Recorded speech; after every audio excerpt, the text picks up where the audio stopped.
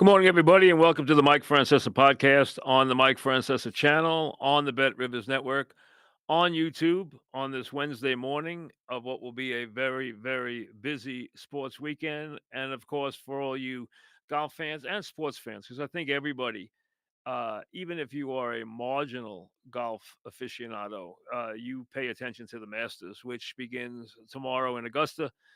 Today they have the par three championship. I don't have any reason for you to be concerned about that. But the tournament begins tomorrow, and we will have predictions for you, give you some thoughts on that. That's where we'll start today. Then we'll get into a lot of other things, including baseball. I've been asked a lot, and I've gotten a lot of emails and stuff from people saying, can you talk about the stock market and the tariffs and everything else? I'm sure you're getting a lot of different advice. I'm sure you're inundated with it because you can't turn on any financial program or any news show and not be just inundated with tariff and tariff response. And this the EU is going to do this, and China's going to do that, and Japan's going to do this, South Korea is going to do that. All I would say is this: first of all, the stock market, as an investor, always comes down to your time frame. If you are 30 years old or 40 years old, this is just a blip on the screen. You don't pay attention to it. You invest in good companies for the long term. Now, this does give you a chance, even in your account, if you're neutral. If this brought you back to even or losing, then you can move that stock. Okay. And if it's in a non taxable account, then you don't have to worry about it anyway. But if it's in a taxable account, you can move it without any problem. You don't have to pay anything. You're not going to have to pay any cap gains or anything else. I wouldn't sell your winners. I wouldn't sell your good companies. What I would say is, I would make sure that I'm comfortable with the companies because the stronger companies do better in this, just like life. The stronger you are, the better you're going to do. The stronger the companies are, the smarter they're run, the better they're going to do in a financial crisis. And this is a financial crisis. There's no way around that. What I would say is if you are a baby boomer, you have issues. You want to make sure you've protected. Hopefully, you have diversified enough that you're protected. And that means diversified not only in terms of risk versus stock versus bond versus all different kinds of investments, but also in different countries too, because you want to make sure that you're not just in the United States in case the stock market here takes a hit for a long period of time, which is possible. It's not probable, but it's possible. What I would say though is, if you haven't done anything yet, do not panic. I would not sell with the market down as much as it is. It's down 14%, right around there in the Nasdaq. It's down about 11% in the Dow. I would I would stay away from any radical moves. But what I would do is, if I have flexibility in my account, I would make sure that I'm diversified and I would make sure that my money's in good companies because those will withstand the test, any test that they're given. Some other companies might not. So there's a lot of stuff to watch here, including the bond market. The problems will not be in the stock market as far as it's just a number to people. It depends what your exposure is personally. But the bigger issue is if we start to have credit defaults and any portion of the economy takes a credit hit, that's when the big problems start. That's when the house of cards starts to go, and that's what you have to watch. But I would not be making any radical moves right now. I would just make sure that I feel comfortable that I'm diversified enough that I can withstand this. And the better companies you're in, you're in. Now, you had plenty of warning that he was going to do this. That doesn't mean you went down to zero. I mean, all of us, I think, went to cash in some different percentages, but never go to zero. I'm never going to zero in the stock market. I'm not. Certain stocks I might pare them down a little bit, but I'm not selling them. I'm gonna own Nvidia. I'm gonna own Amazon. Okay. I'm gonna own a couple of the long shot ones I like Soundhorn as an example. I bought that stock at 2. It went to 24 last year. I never sold a share, and now it's back to 6. So what do? You wait and you hope your conviction on the company is right. That's all. All right, let's get to the Masters. As expected, Scheffler is the favorite. He should be. Is he ready to win again after the injury? He has not won this year. He's been erratic for him. Now, in his last tournament, he did shoot a 62 and a 63 on 2 different days. He's always going to be a huge factor. Uh, I would not bet him to win at 5-1. I would never bet Rory to win at 6-1. I wouldn't bet Rory to win anyway. I don't think Rory's going to win at Augusta right now. He's obviously this is his quest to win at Augusta to complete the Grand Slam, but you have to have a certain touch to win at Augusta, and I just don't think Rory does around the greens. Um, the third favorite, so Scheffler's 5-1, Rory's 6-1. The third favorite is the guy I'm picking my top choice. I'm going to give you 3 predictions in each category.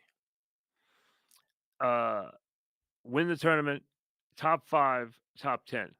Sometimes your bets in top 5 and top 10 can be better positions as far as odds go than winning it. So you don't have to win it to win. So my top pick in the win category is Morikawa, who's the third. First, let me give you the guys in the top who are the favorites. Scotty's 5-1. Rory's 6-1. These are the Bet Rivers odds. Colin Morikawa is 12-1. Rahm is 16-1. I would not touch it because he just hasn't been the same player since he got all that money from Live. He had kids, became a dad. He's got a family, a young family. Plus, he's got so much money now that he's richer than whatever, and it has clearly affected his golf game. Uh, Oberg, who last year or 2 years ago finished second. DeChambeau is 18-1, always a threat, long ball hitter. Justin Thomas is 22. Xander Schauffele, who's a very solid player and always a threat, 25-1. Now, like I said, 3 categories. My first pick to win at 12-1 is Morikawa. If you could bet an exacta, and I don't know if anyone puts this bet out, you guys can do your own homework on this. But if there is an exacta bet, meaning first and second, I'll give it to you I would take it and box the exacta, which means I would play it both ways. I would play Scheffler over Morikawa and Morikawa over Scheffler. I think that's going to be 1-2. Um, Morikawa, I'm taking because of the odds at 12-1. My second win choice is Oberg at 18-1. He is made for Augusta. He's already finished second there. He is going to bring the par fives to their knees. He's got a very good all around game. He's going to be a big champion. I don't think there's any question. Nobody doubts that. He could be the next great star. I like him at 18-1. And then a horse for the course, Cameron Smith at 60-1. Cameron's going to be a popular name in my picks. In the top 5, I'm going with Scotty Scheffler to finish in the top 5 at plus 110. I think that's generous. You think about golf odds and you don't want to touch something at 5-1 or something like that. I understand. So why you give me an even money pick? If you could get Scheffler to finish in the top 5 at Augusta in even money at plus 110 for your bet, I think it's a great bet. You're used to laying 110, 120 on sports bets all the time. Here's 110 plus on the greatest golfer in the world at a place he dominates. I'm taking Scheffler in the top 5 plus 110. 2 other picks there. Cameron Young. Cameron Young, 18-1 to finish in the top 5. Cameron Davis, 66 to 1 to finish in the top 5. So Cameron Young at 18 to 1, Cameron Davis at 66 to 1 to finish in the top 5. Now, top 10. Going with Cameron Young again, you're getting 9 to 1 to finish in the top 10. Matt Fitzgerald, as good a putter as there is in the world, at 10 to 1. Max Homa, 16 to 1 to finish in the top 10. So those are my three picks at to finish in the top 10. Cameron Young, 9 to 1. Fitzpatrick, 10 to 1. Max Homa, 16 to 1. So three picks in the top 10: Young, Fitzpatrick, and Homa. Three picks in the top 5: Scheffler plus 110, Young plus at 18 to 1, and Davis at 66 to 1. And then three win bets: Morikawa at 12 to 1, Oberg at 18 to 1, and Cameron Smith at 60 to 1. Those are the picks for the Masters. You know, I know people think that the Masters is too full of itself, and the pomp and circumstance, the way it's treated, hey, it is what it is it's a throwback. They care about little things at Augusta. It is like you're going back in time to the 1950s. You go there, and I've been fortunate enough to be there a couple of times, and I would hope every sports fan could get there once. It's not an easy ticket. It's a very expensive place to go visit. It's a very tough ticket. We know that. Now, you get there, and everything except when you go into the souvenir shop, which is like a department store, and they sell more stuff than the Yankees do. I mean, it's ridiculous how much money they make in that shop. Um, but the sandwiches and the food so cheap. They have places where you can store your goods for free. They don't take tipping. If you put a chair down on the course, it's there all day. Nobody would dare touch your chair. And what you learn there too is if one of the I don't want to call them guards, security guards, but one of the people who's covering an area, the personnel, says to you, "Don't walk on this lawn," then you don't walk on that lawn, because if you do, within a minute, there's a trooper there escorting you to the street. Okay, they don't take any ifs, ands, or buts. There's no rebuttal. You're gone. You're outside the fence, and you're not coming back. They pull you past. They don't accept any misbehavior. They don't accept anything. It is a very different world there, but it is such a unique place, and such a it's like walking on the field at Yankee Stadium. It's like going to Saratoga for the races. There are certain places in sports that are just hollow. Wimbledon, there's just hollowed ground. The greats have always performed there. The best have done their best there. That's what's so special about Augusta. Plus, what is so different is we all know the course. And that's what makes it so special from a viewing standpoint. Unlike, hey, I'm a big golf guy. I'll remember some holes at Pebble Beach. I've played Pebble Beach. Okay. I've never played Augusta. I've been through the course. I've walked the course. I've gone through it, on a golf cart many times. I know the course. I've never played it. I don't deserve to play it. I'm not good enough. I think you have to be really good to play Augusta. But um, what's so great about it is we know what a guy does when he approaches, Amen Corner, what he has to do, what he has to do with the par three, what he has to do with the par five, where he's got to place his drive. We know what has to be done on each of the holes at Augusta. We don't have that anywhere else. As they move tournaments to all different sites, other than the players, you get used to 17, okay, and 18, or maybe even at the Honda, you like the bear trap and you get used to the bear trap and you get used to what has to be done at the bear trap. That's fine. That's why those tournaments have their own little brand. But nothing's like Augusta, where everybody at home knows exactly what has to happen as you go down the stretch. And It's a terrific field. Not the best field, but a terrific field. And it's a course where putting the ball in the wrong spot will cost you dearly. It's a course where you can always shoot low and you can always get blown out by putting the ball in the wrong spot, by putting the ball in the water, by misjudging the wind. So you're not out of that tournament, even on Sunday, with 6 holes to play if you're 2 strokes down. Some places, the wind is not coming back to you. Here, the winner might come back to you, or you might be able to pick up and get hot. We've seen guys get blazing hot on the back nine.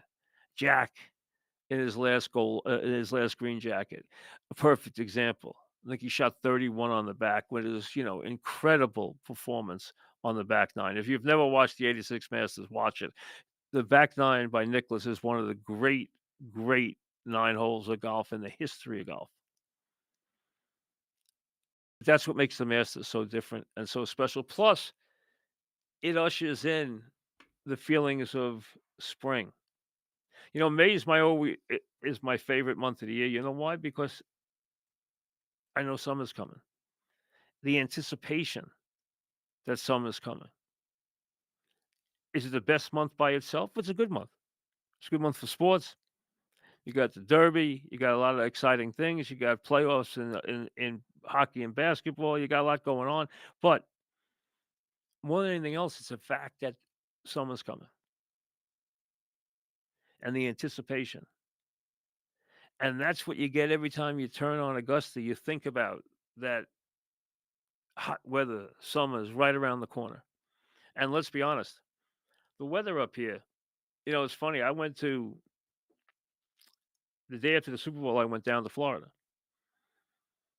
I figured if I come back Big East tournament week, so I was down there for a little more than a month, and I come back and I figure, okay, I got the Big East, I got the NCAA tournament, and then next thing you know, it'd be beautiful.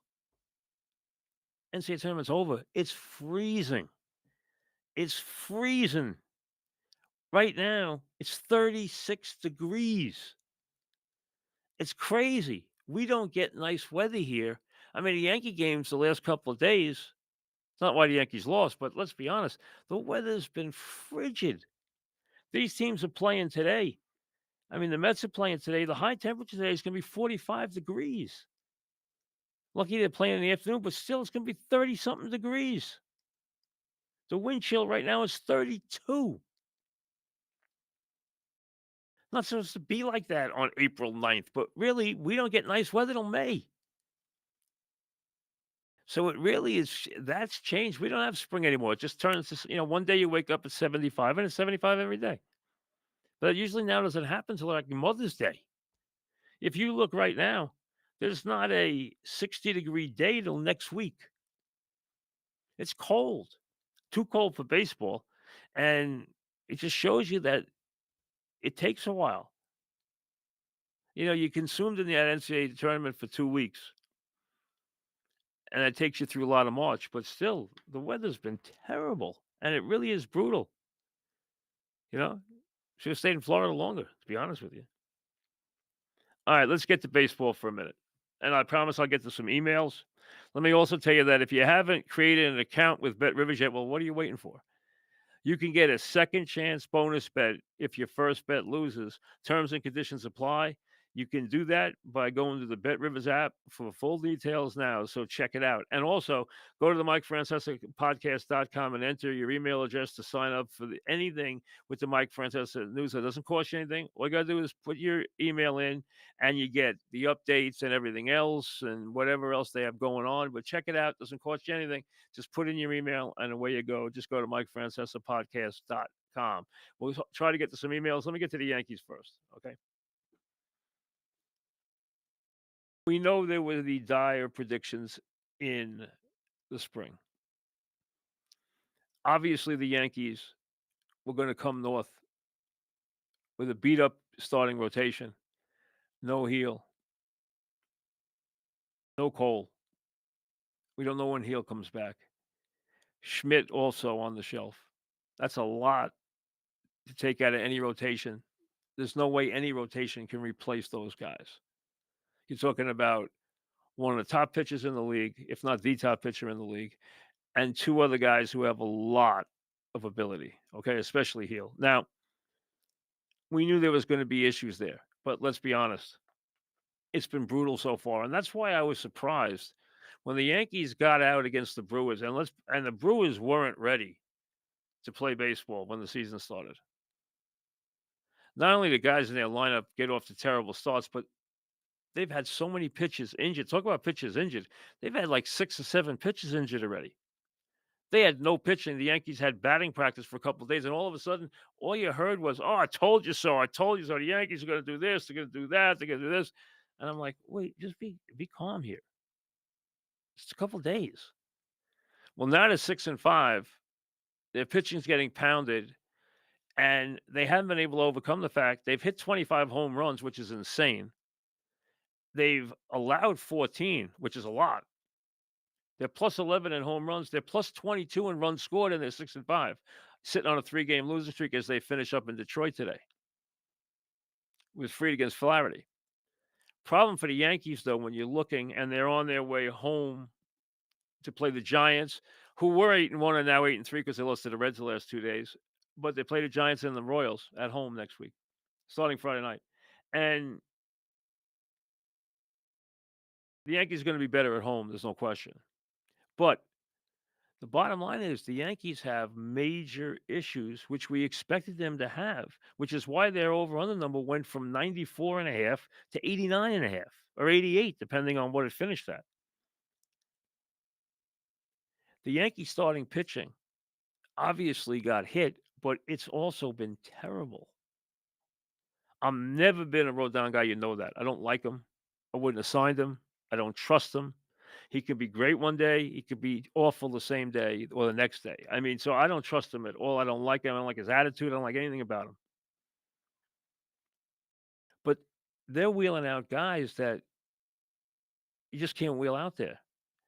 I mean, Carrasco has to be absolutely painting the edges to have any chance to get people out. If he isn't led a perfect, what do you get? Vroom, vroom, vroom, one after another. And Stroman, well, you guys know how I feel about Stroman anyway. Okay. Yankees couldn't give Stroman away. And right now, the Yankees starting pitching, they haven't had a quality start yet. And we know quality starts is nonsense, but you know what the point is. The point is they haven't pitched well. Their starting rotation, the ERA is 5.40. They've given up a ton of runs. They've given up a lot of long balls. They haven't pitched at all. And things don't look better very soon. Schmidt hopefully is going to come back soon. That's going to help. Hopefully. I don't know when Heel's coming back. I think we're still weeks away from even starting to throw. We know Cole's gone for the season. The loss of Stanton, you can overcome. The loss of these pitchers, very, very, very difficult. And right now, hey, you're not getting help anywhere for a while. Now, are the Yanks going to make a deal? I'm sure they will. Can they make deals that will allow them to compete at a very high level? Remains to be seen. I mean, let's be honest. I mean, I understand it's a different world now. And if you have 2 good starting pitches, you can get by because you can go to your pen. Most days you're in your pen by the 5th inning anyway. It's the rare starting pitcher that gives you 6 innings these days. No less gives you 7 innings. 7 innings is like, send out a flare if somebody pitches 7 innings. Um, but the starting pitching is a big, big issue.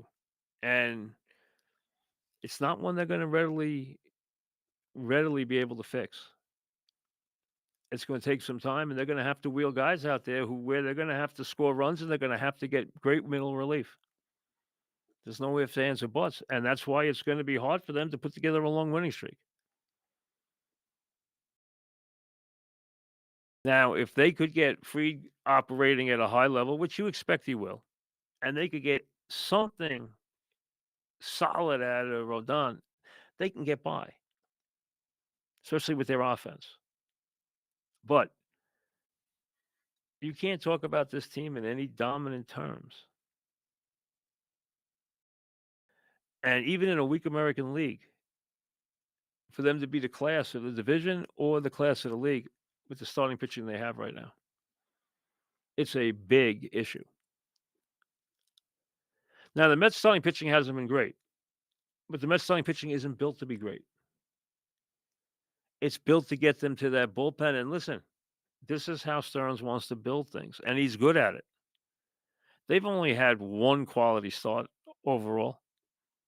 That was Peterson against Miami, but they have during their 6-game win streak, and obviously the schedule's been a little advantageous, but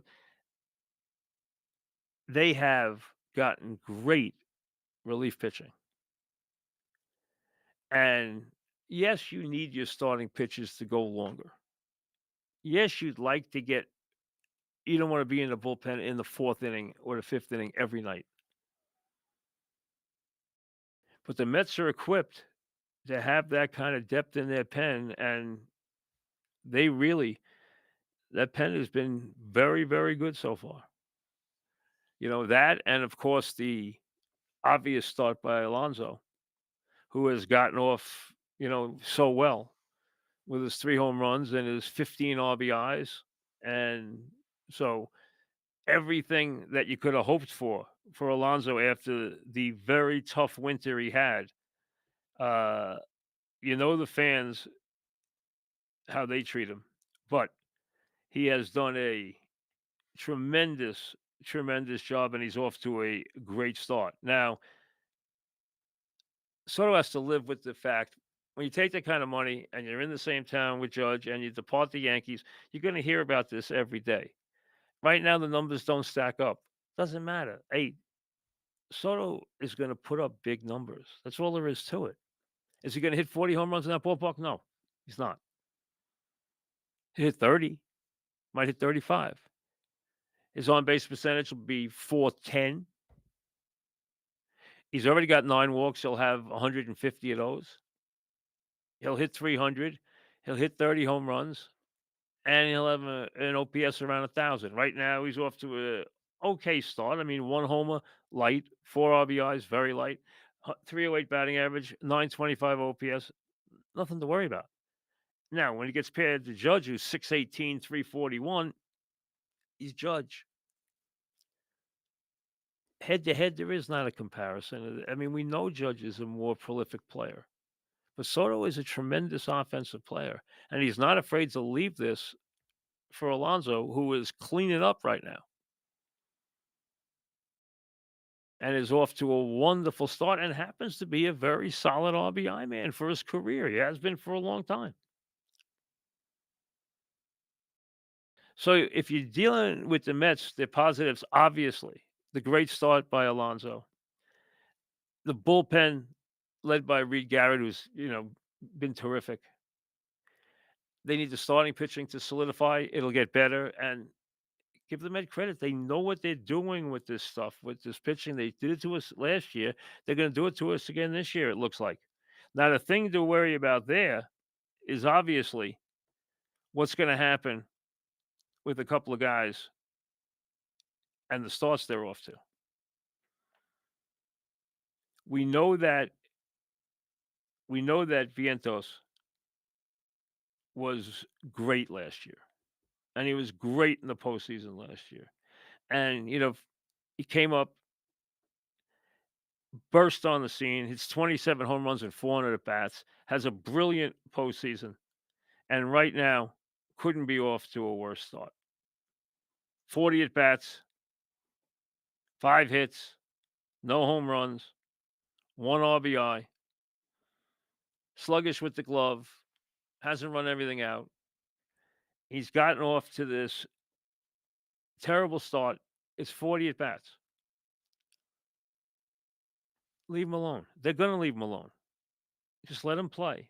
Let him do his thing. He's earned the right to take this through the first half of this season. Don't even think about touching this guy for the first half of the season.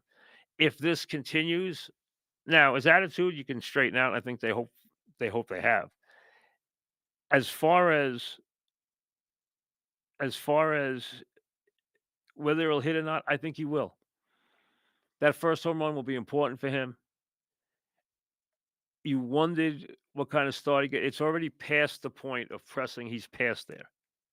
He's already past the point of bad start. He's into bad start. 40 at bats is a bad start.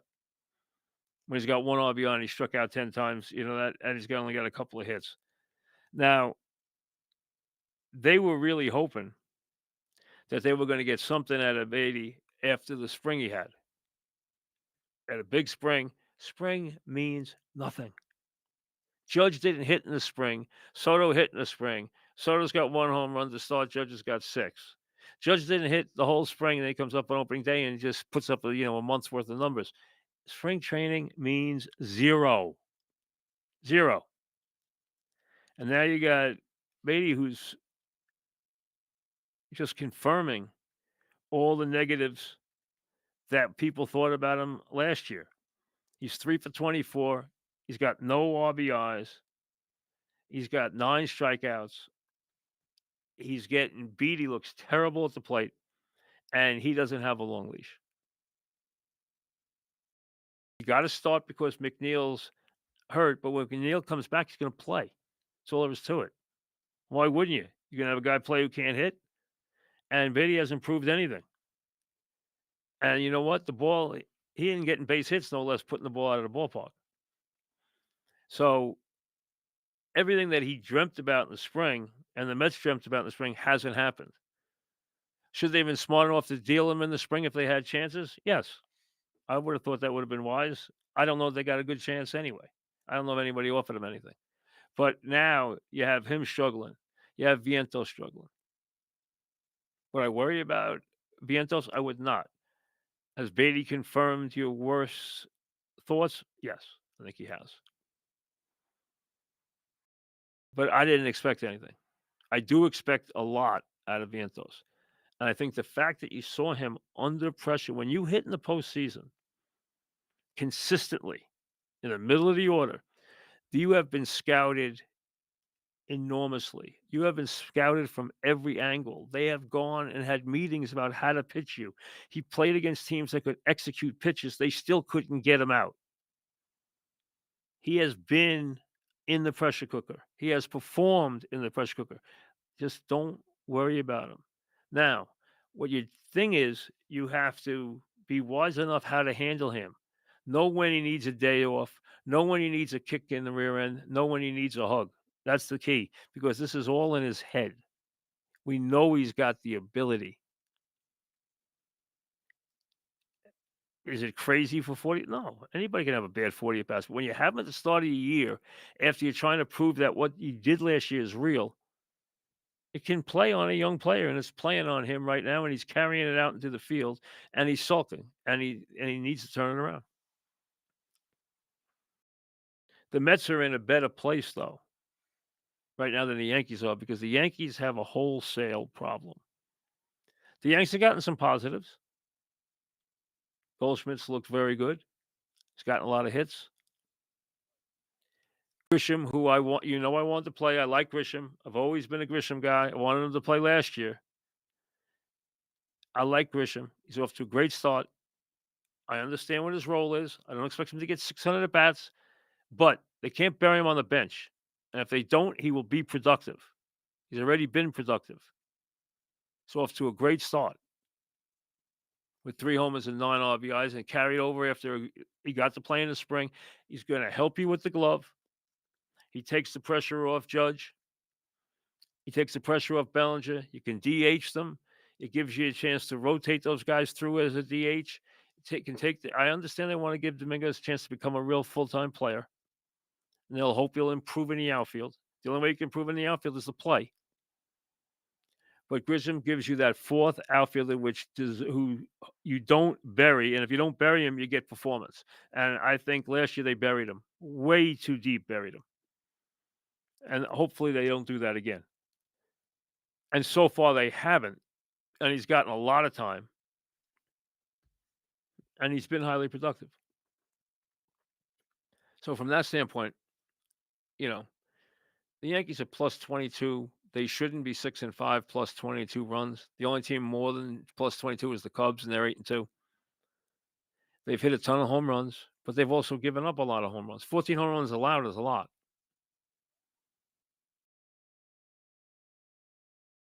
We knew they were going to take a hit in the pitching. You can't lose the kind of people they lost and not expect to get a hit. But they made a bad deal with Stroman. They made a worse deal with Rodon, and they're paying for it. And they gave up some key pieces, especially one to get Soto. And listen, Soto game, they got to the World Series. They didn't win it, but they got there. They probably thought he was going to be there for a long time, but they knew the risk, and they got a lot out of him in the 1 year. When they were standing in October, they didn't mind.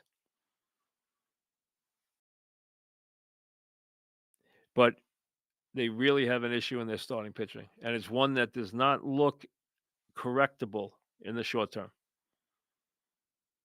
I'm not against giving some kids some chance. Why not? Got a couple of kids that are promising. Give them a chance. Bring some kids up and give them a chance. Bring some guys you've seen come through and give them a chance. Give guys a chance. I'm not against that even a little bit. I think it's a positive. I really do. I think it's something that makes plenty of sense. I don't see any reason not to do it. Do I trust Warren? No, I don't. Do I trust Stroman? Not at all. Do I trust Carrasco? Not even a little. Do I trust Rodon? Nope. Nope. And that's a lot. But they got some guys that they can give a shot to, and who knows? Maybe one of them comes up and does a good job. I'm not averse to that. A couple of kids we saw in the spring, a couple of kids we've seen. Give them a chance.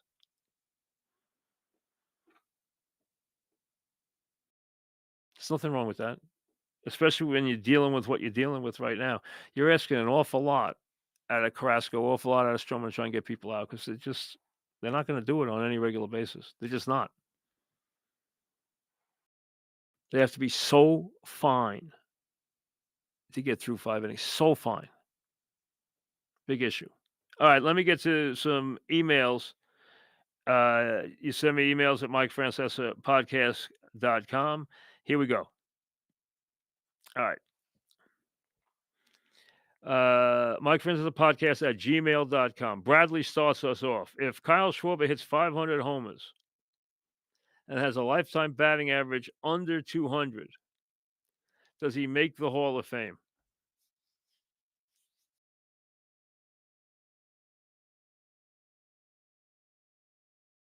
I have to look deeper. Okay. It's an interesting question. To me, it's a rare Hall of Fame question that is interesting because most Hall of Fame questions are not interesting at all. Um,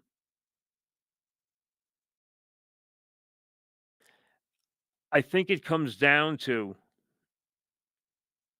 a couple other things. It comes down to whether or not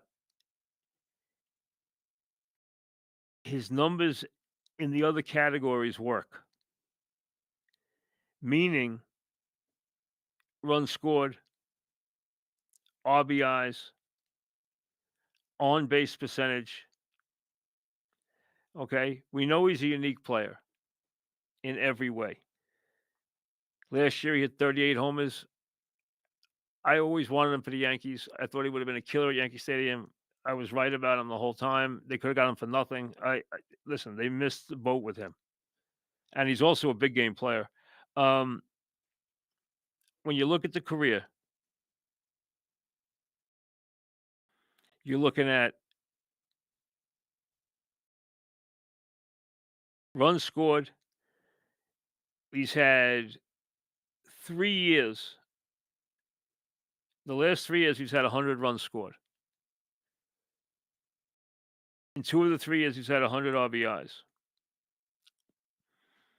I don't think he's gonna hit 500 home runs, and I think if he comes less than 500, he's not getting in the Hall of Fame with a batting average. His batting average is 230, it's not 200. His batting average will not be under 200. If he has a 230 batting average and 500 home runs, he's getting in. So, even put it under 200, he'd have to fall off a cliff to be under 200. His lifetime batting average is 231. His on base percentage is 350. Um, I would say I would put him right now as a long shot to get into the Hall of Fame. Nate, do you think the Giants will draft a quarterback this year on the first round? I do not. I think if the Giants are going to draft a quarterback, it will be in one or two places. They will either draft a quarterback that they like a lot and do it by utilizing their second round pick and moving into the first round after number 20 and using their second pick, which is almost like a first round pick, and utilize that to get the quarterback they want. There are a couple of quarterbacks that fit into that mold. I do not think they will take. First of all, I think there's a chance both quarterbacks are off the board 1-2. If they're not, I still do not think they will take a quarterback on the first round. I think they will take obviously one of the two big players. They will take either Carter or Hunter. They would be right to take either Carter or Hunter. Um, I think there's a chance if Hunter and Carter are both there, I think they'll probably take uh, Hunter. But I think he has a chance to go two, but I don't think Carter will go two. I think if Carter, they'll either take Hunter or a quarterback with the second pick. So I think the Giants will wind up taking one or the other. I do not think they will take a quarterback on the first round. I do think they could trade up or take a quarterback on the second round. Um, why are we still watching Brett Beatty? You're watching him because the fact is he had a good spring.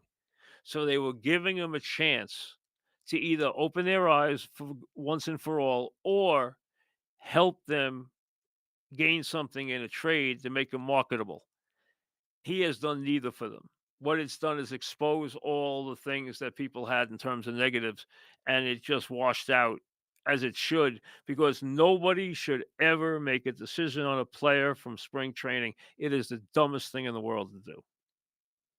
There's an old adage you don't make assessments of players based on their Aprils or Septembers. That is a very good way to go either. Otherwise, you wind up making stars out of Shane Spencers. Okay. That doesn't work. So even that doesn't work, no less spring training. Um, Ashley, is there a current or former NBA player that Cooper Flag reminds you of? No. You know what? I don't think so. I think he's a compilation of a lot of players. I don't have a player. The players that people have mentioned for him, I don't like at all.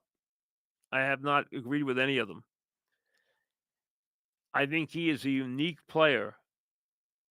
His strengths are his amalgamated talents.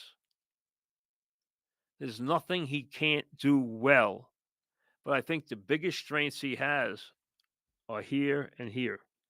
I know he missed the shot. So what? Anybody can miss a shot. He missed the shot. It happens. Okay? It happens. If he had made the shot, we talk about it forever if they won a championship.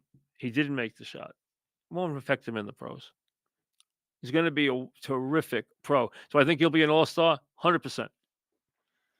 Um, where do you think Popovich and Gino Auriemma will rank in the pantheon of great basketball coaches? Popovich is easy. You put him in his place. I don't compare college coaches to NBA coaches. It's a completely different game. And in the history of NBA coaches, Popovich obviously has his place earned with the great coaches in history. That's all there is to it. There's no way around it. Whether you like them, don't like them, just look at the body of work. Did he have great players? Yes. But most great coaches had great players. Red Auerbach had great players. Phil Jackson had great players. Great coaches who win multiple championships have great players. That's how they win. They don't win by their coaching. They win by by having great players. Um, REM is different. There are some who will slight him for never coaching men, but there's no doubt he is a brilliant coach and a unique coach because I would think, and again, I know nothing about coaching ladies basketball, okay? But you have to have just a unique skill set to work with. It's hard enough to work with young men. Working as a man with young women is very difficult. And he has a flair for it. Obviously, he knows how to do it. Is recruiting a big issue? Yes. Hey, he and Pat Summit, who I had the greatest respect for, one of my favorite coaches ever was Pat Summit. Loved to talk to her, loved her, loved her. And she was a great coach. And she and Gino dominated the sport forever.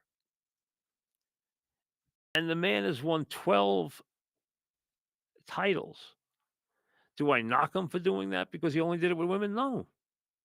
But you can only put him in his game. You can't compare him to what John Wooden did or what Bob Knight did. It's not comparable. It's not the same sport. There was a time they completely dominated. There were only 2 or 3 teams that could win in those early years. Now it's different. Now it's a very competitive game. There are a lot of teams that can win because there's a lot of women playing and they play the sport very well. The women have improved as players dramatically. Dramatically.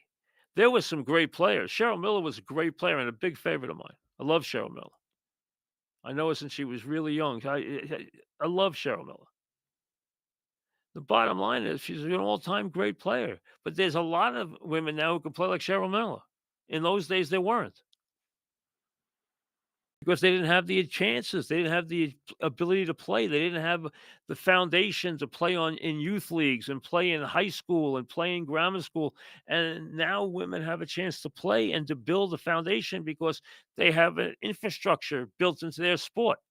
That's the only way it can work. If you don't have the infrastructure, the kids can't get good enough. Now they can, and these women are wonderful players. And it's funny, a lot of guys I talk to now watch women's basketball. They like it.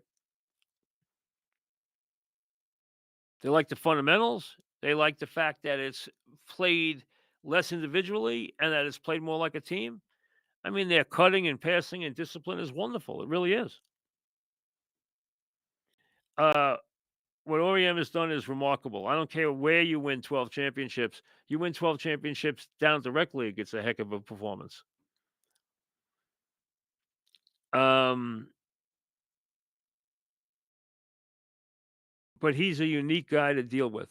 Would he have been a great coach coaching men? I've been asked that a million times. I don't know. I really don't know the answer. My logic would dictate to me that he would have been successful no matter where he coached, but I don't know that because not every great college coach was going to be a great pro coach. It's a different game, and you have to treat the men differently than you treat the boys. Those guys in the NBA come as independent contractors. They carry a briefcase. The ones who are veterans and have been there for years, you know what? That's their craft. They know as much about coaching as you do, sometimes more. First coach who ever said that to me was Carnesecca. He said, when I was in the NBA, when I was in the ABA coaching, there were times I felt the players knew more than I did. And that was a great statement and a unique statement. And he said to me, Rick Barry was smarter than I was about basketball. Yeah, and Rick Barry was a genius about basketball. We know that. You just ask him. but he was a genius. He saw things. Larry Bird sees things that other coaches don't see.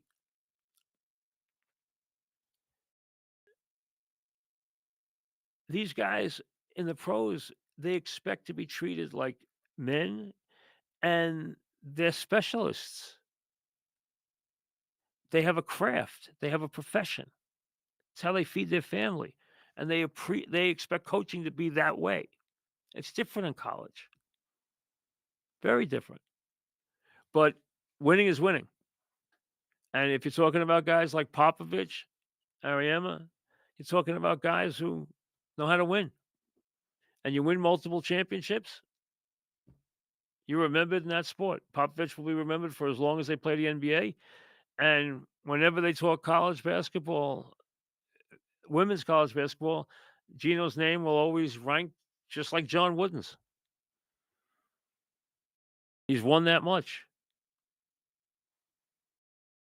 And he's done it with player after player after player after player. He's done it over the long term. He's stood the test of time, that's for sure.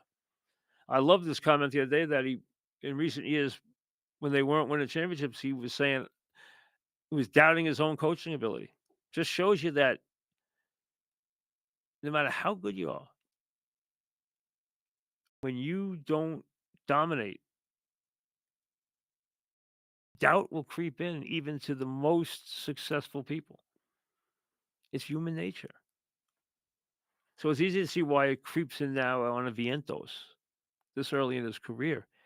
He hasn't gotten to a point where he knows he's going to hit 30 home runs and knock in 100 runs, even if he has a lousy April. He doesn't know that yet.